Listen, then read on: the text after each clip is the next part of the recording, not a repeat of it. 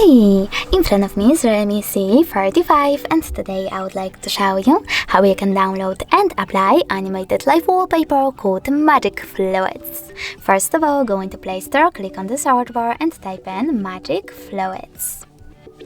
Then you need to install this free app from this developer and open it.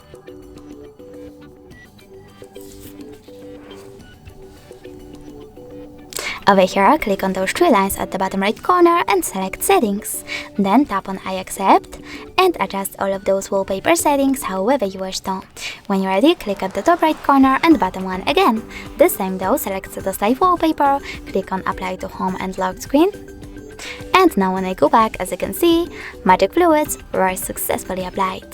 Thanks so much for watching. If you enjoyed this video, leave a like, comment and definitely subscribe. Bye!